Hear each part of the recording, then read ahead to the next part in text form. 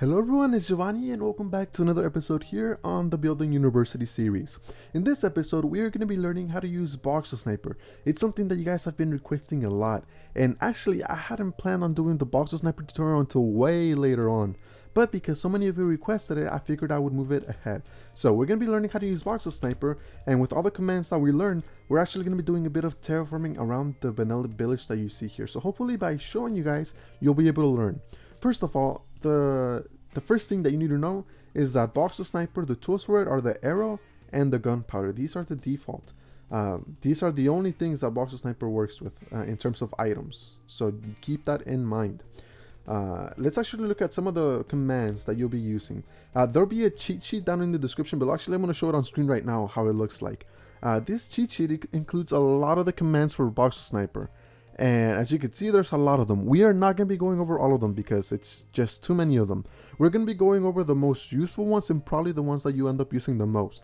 There will be another link down in the description to a website that has a lot of info on Voxel Sniper. And I mean a lot of info. I don't even know all of this stuff myself. So I'll probably be looking at that a little bit more in depth later on. But it seems very useful. Like there's a lot that you could do with Voxel Sniper. But again, we're just going to be focusing on the basics for now. So let's look at the first command that you need to know. /u. /u is basically how you undo things with Voxel Sniper. If you make a mistake, you're going to be doing /u. And you could do it for a certain amount of time. So I'll be showing you an example in a little bit. But just keep that in mind. /u is for undo. /b and a number will set the ID for the block that you want to work with. So I'll be doing /b1 to set stone as my voxel. Let's go on to the next command. /b will be for the brush size. So for this example, or the examples that I'm going to show you here, I'm going to be using a brush size of 5. /bv. So this is where you get to see how the voxel was actually, or how it goes into Voxel Sniper. So let's do /bv and let's see what it does. If you click with the arrow, it's going to create a sphere of stone, just like we had for the voxel. If we were to have a voxel of 2, then we would have a sphere of just dirt, but I don't want to have that. Let's go back to the voxel of stone. Now the gunpowder in this case, it pretty much does the same thing. Okay, that's not going to be always the case though, as we're going to see a little bit farther ahead. But this is how you make spheres, kind of similar to how you do spheres in World Edit with /br sphere. If you notice the difference here, the gunpowder, what it does is it overlays it on top of whatever you placed it on. So you can see the little extra blocks here, while doing the arrow kind of puts it into the ground. So let's do that again just so it becomes clear to see what I'm saying. So you can see it's in the ground there, but with the gunpowder it kind of places it on top. So we had 4 in total there, so let's do /u 4 and it should undo all 4. There we go.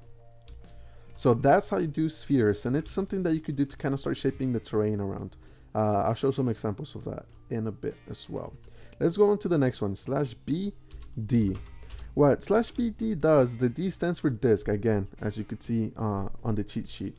By using the arrow, what it does is it sets a disk on the floor. So you could see it makes it into stone. So let's undo it just so we have one visible. If you do it with the gunpowder though, what it's going to do is actually going to place it above ground. So like this, you should be able to stack way more on top of each other. If you just keep on spamming the command. So that's useful as well for shaping out terrain. So it has its different uses. One of the cool things about this though is that by using the arrow, because it focuses on the layer that it's on, if I click this part, it'll make another disk on the same level. Like so. So you can make overhangs like that. But let's undo those two. And you could do it on specific levels. So if I click this one, oops, it'll create the disk on that certain level.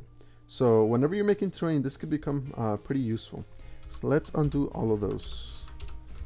So we could go on to the next example. But bdisk, definitely very useful. The next one, /bv.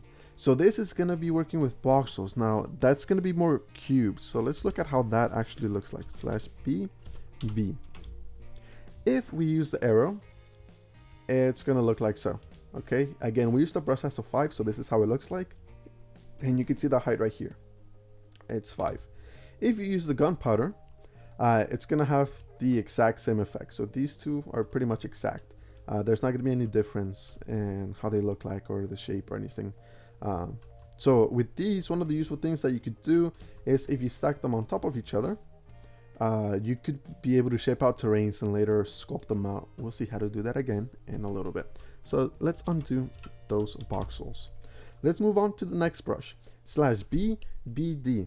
So this is similar to the BD that we saw, which was creating discs, but they were sphere shapes. So with this one, what it actually does is it creates a disc, but it's in the shape of a square, and it functions the same way. So if we use the arrow, it puts it on whatever layer we're looking at, and if we use the gunpowder, it'll put it above the layer that we're looking at. So again, these you can stack them up like so. So that's just if you want to work with a different shape. It's definitely personal preference. I use this disc most of the time. So the next one, /B over D and then the number. So this is how you're going to be overlaying blocks, and this works mainly with blocks that have to do with terrain. So let's actually see the grass here and use this as an example. If we do B over D1 and we change the voxel to 2 so it's grass, we can actually overlay this and paint the terrain. If we use the gunpowder, what it'll do is it's going to work similar to how the voxel does, but in this case it overlays on top of whatever layer you're looking at.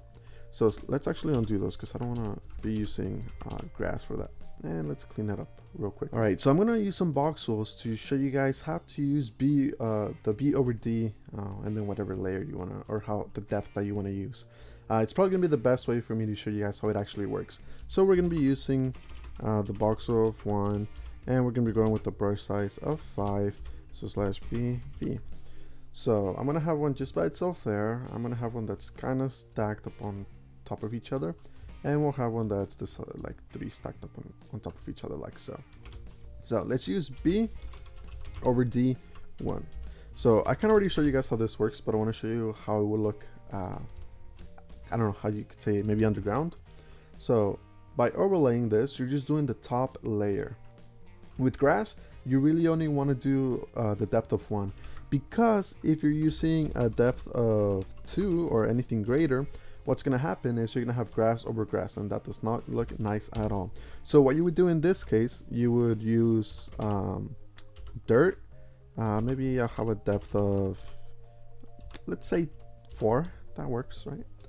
And let me overlay that. And then you could see how the dirt goes down for a depth of 4. And so what I would do here, I would go back to a depth of 1, and I would go back to using grass, and I would place that on top of it. And now when you do that, you have the grass on top of the dirt, and this is something that you're gonna be doing with terrain quite a bit. Now with this part, I want to show kind of how the gunpowder works a little bit more, and for that I'm going to be using a brush size of 5. Well, I'm going to actually change it to like a brush size of 8, and I'll be doing a voxel. What would be clear? We'll use sand. I feel like sand should be fun, and we'll leave it at a depth of pretty sure I have it at 1 right now. So again, if you overlay, it works like that. Now, if you use the gunpowder, what it's going to do is it's going to stack it above, and it actually goes the whole way. So whatever I'm looking at, it's just going to keep on doing it, and you see how it keeps on rising, right? So it's something that you could do with, if you have this as stone, and it could help you with shape out different forms or shapes in the terrain. So it's pretty useful using that. You just need to be careful with how you use it. So let's actually go now and start terraforming around the village, and as I do that, I'm going to be showing you guys way more commands that you need to use to actually sculpt the terrain, because these are more just the brushes, but there's other things that you could use to actually sculpt that out, such as be meld, be smooth. I'll show you guys. So let's hop on over to me working on the terrain for this little village. Alright, so we are going to start terraforming the actual village here. We're not going to do all of it, we're just going to do a part of it, because again, it's just more to show you as an example of what you're able to do with these commands. So the first thing that I'm doing when I'm doing the terraforming here, I'm going to be placing some voxels, which again are the cubes, kind of on the outside, stacking them up to kind of create the shape of the terrain. This is just one of the ways that you could do it. Another way that I'm going to be trying out is going to be doing it with spheres, as you can see on screen. So it's really personal preference whether you want to use voxels or if you want to use the spheres. I use both, to be honest, and even though it's not really the thing that I use the most, the thing that I use the most is actually using a brush called BE Lift. So you can see me using it here. BE Lift, what it does is it pulls and pushes terrain, and this is really useful. It's probably one of the things that I use the most for terrain, because it's gonna help you get a really natural looking style to the terrain as you use it, unlike the voxels or the spheres. The spheres and the voxels are more just to get a general shape, while the BE Lift, it's kind of already giving you a really good indication on how the terrain is going to be looking like. Now, one of the cool things about BE Lift is the brush, or I should say the arrow, what it does is it pulls the terrain outwards. But if you use the gunpowder, what it actually does is it pushes the terrain inwards, or whatever you're looking at with the brush. So by using both of those, the arrow and the gunpowder, you're able to do some pretty neat stuff with it. However, BE Lift is not the only thing that you can use to shape the terrain. So one of the other things that you could do is use /BE Melt.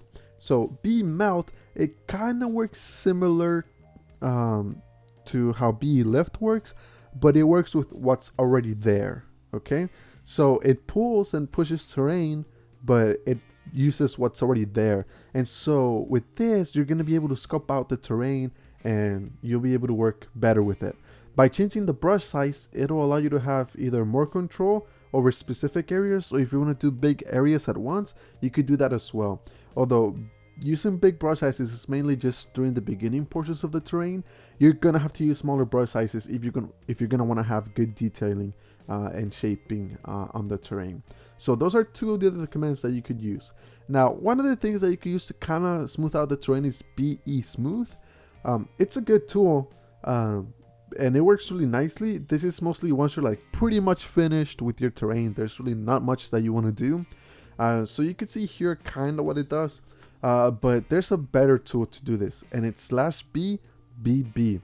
So what this does, it's kind of hard to explain what it does. It definitely smooths out the terrain, and it smooths it, I would say, a little bit too much. I mean, it's in a good way though, but it's a little bit too much. You have to be careful with how much you use this brush, because if you use it way too much, your terrain is not going to look real. And at the end here, you're going to see this is not really how I would keep the terrain, but it's just the concept to get the beginning shape for it. So these tools are very useful to do terraforming pretty quickly. Now, another thing that I want to show you is how to use BE Lift to do something like spikes, just to show you how creative you could get with these brushes and the stuff that you're able to do. So using BE Lift, by starting out with a bigger brush size, you could go down to a smaller brush size each time as you're pulling the terrain upwards, and by doing that, you're gonna get kind of like the spike look for it. Now, this could be useful for creating mountains or even the bottom of floating islands.